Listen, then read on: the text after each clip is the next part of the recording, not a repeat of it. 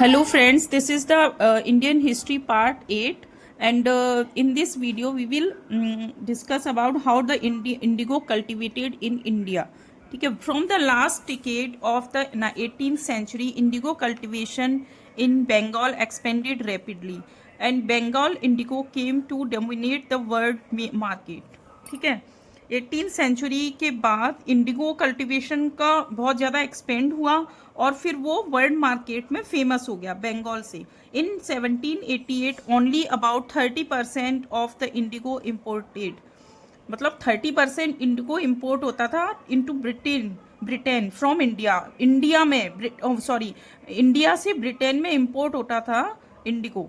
Bye 1810 the proportion had gone 95%।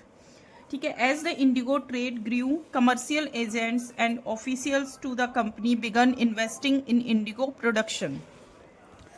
How the indigo produced? There were two main systems of indigo cultivation, Niz and Rioti. Within the system Niz cultivation, the planter produced indigo in land that is directly controlled. मतलब जो honour था land का वो directly control करता था on the निज condition, निज system में।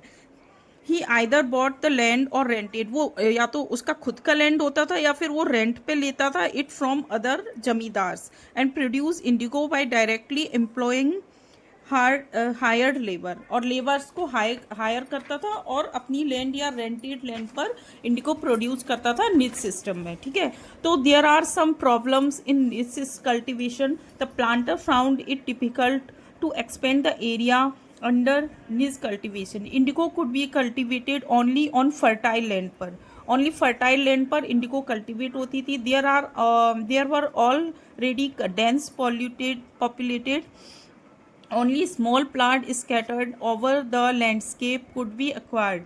Planter needed large area in compact blocks to cultivate indigo in plantation. ठीक है, प्लांटर को ज़्यादा एरिया चाहिए था और फर्टाइल चाहिए था इंडिगो कल्टीवेशन के लिए।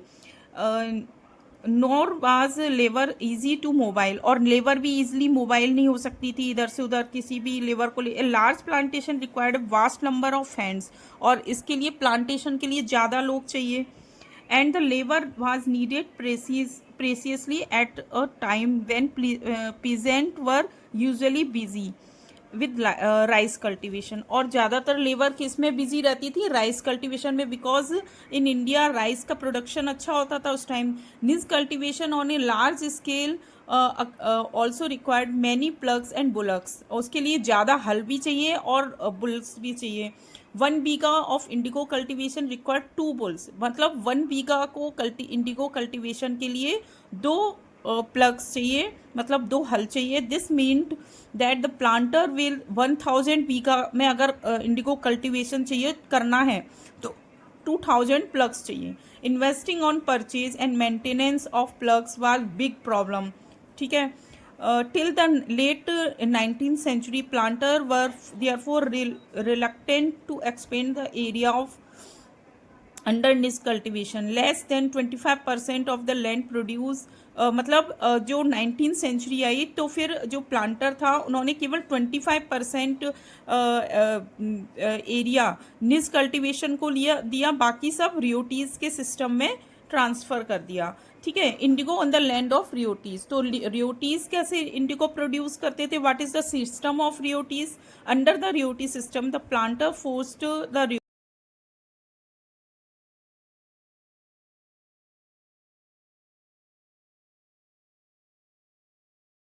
Under the system of royalties, the planters forced to royalties to sign a contract, मतलब ये कॉन्ट्रैक्ट बेसिस पे होता था जो royalties का सिस्टम होता था।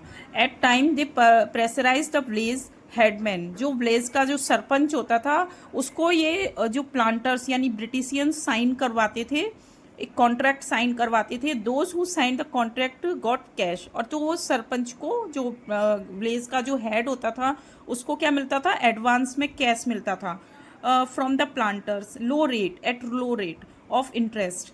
टू प्रोड्यूस इंडिगो, मतलब लोन देते थे ये लोग ब्रिटिशियंस जो सरपंच को इंडिगो प्रोड्यूस करने के लिए.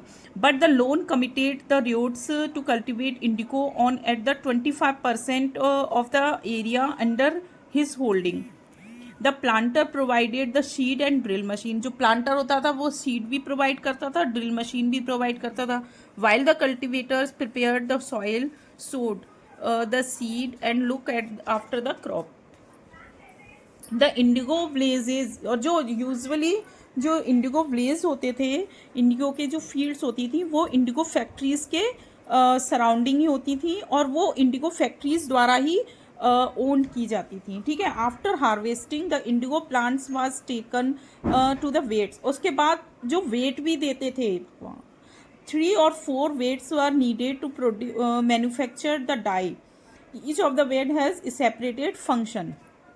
Okay.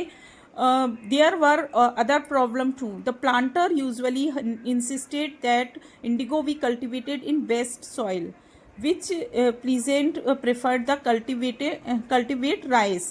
मतलब जो प्लांटर होता था वो फील्ड मैन से इंसिस्ट करता था कि वो अच्छी से अच्छी सॉइल में प्रोड्यूस करे. Other problem too, the planters usually insist that indigo be cultivated only on the best soil in which peasant prefer to cultivate rice. मतलब जो प्लांटर्स थे वो इंसिस्ट करते थे किसान से, सरपंच से, कि वो अच्छे से अच्छी सॉइल में इंडिगो प्रोड्यूस करें जो कि राइस के कल्टीवेशन के लिए प्रेफर्ड थी. Indigo more over have deep, इसकी जो रूट्स होती हैं बहुत डीप होती हैं. It's exhausted the soil rapidly.